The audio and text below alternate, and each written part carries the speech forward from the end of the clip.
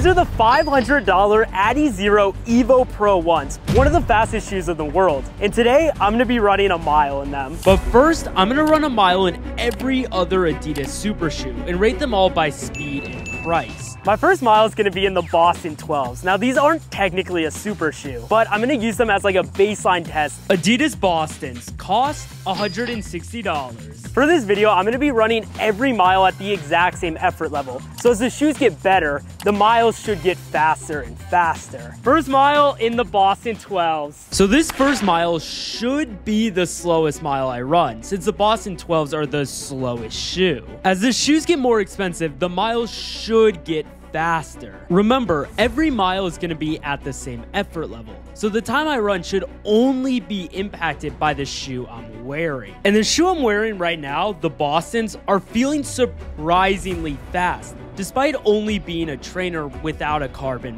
plate. So I come through the 800 meter mark, the halfway point, and I can't believe how responsive these shoes are. Part of it may be because these are the first miles I've logged in them, but so far I am very happy with the Boston's performance. Now I'm heading into the final lap, and when we finish this mile, we'll have a great baseline time to judge the rest of the super shoes off of. Like I said, I was really happy with the Bostons. I'm gonna jog it in for a 5:56. Nice little 5:56 to start it off. For a trainer, I would say the Bostons are pretty solid. I'm gonna give the Bostons a 3 for speed and a 7 for price. Now let's move on to the next one. So the next shoe that we're gonna be rocking is the Tumi Send 10s. Now these things don't actually have a carbon plate.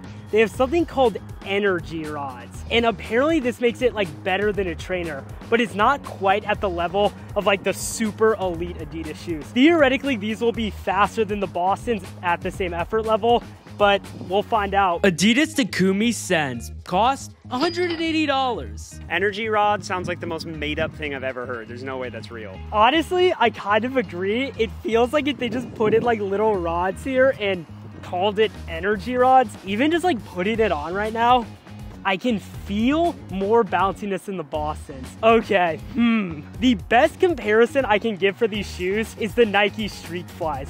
Like, it doesn't feel like it has a carbon plate, but they feel light and they have some return, just like the Nike Streak Flies. All right, mile number 2 in the Takumis. Let's see if they're faster than the Bostons. So mile number 2, this time in the Takumi 10s with their quote-unquote energy rods. I cannot tell you guys how interested I was to see how fast these energy rods actually were. Are they on par with a carbon plate, or is it just pointless marketing hype meant to sell these shoes? Well, just a lap into this mile, I could already tell that the Takumis were faster than the Bostons. Now don't get me wrong, the energy rods were not nearly on par with a carbon plate, but there is no doubt that they added a nice extra bounce to the shoe. For the price tag of $180, which is only $20 more expensive than the Bostons, I definitely say it's worth it to get as a race shoe, especially if you can't afford the steep price tag of some of the carbon plated ones. And as we're finishing here, the drone crashes, but I'm still gonna pull it in with a nice 549.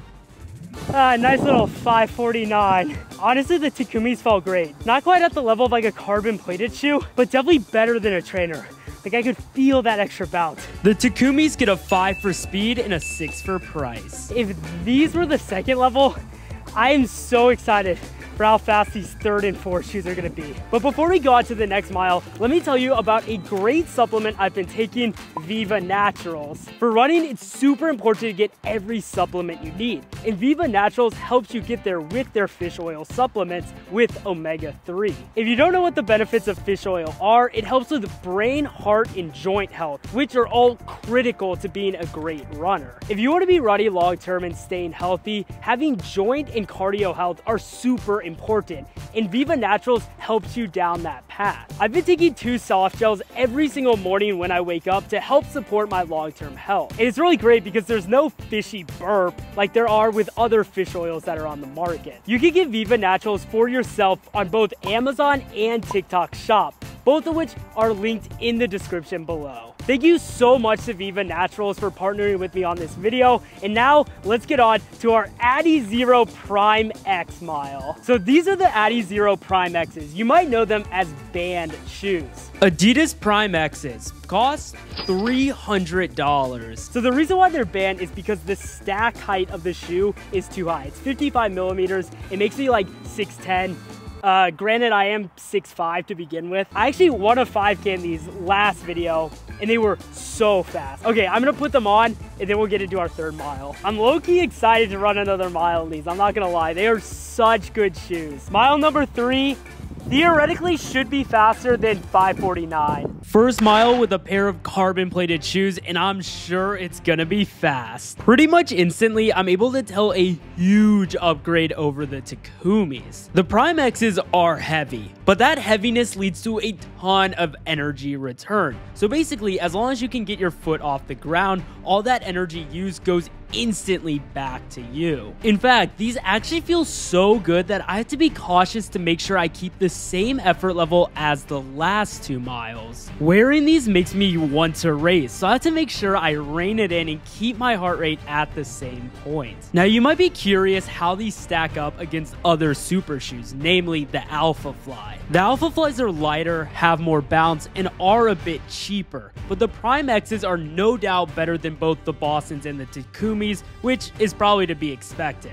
And now we're finishing up the mile, and we're gonna run a solid 5:40. Easy 5:40. These shoes, really heavy, but the thing is that weight is like all cushion. The Prime X's get a nice 7 for speed, but a 3 for price. But guys, we're not done.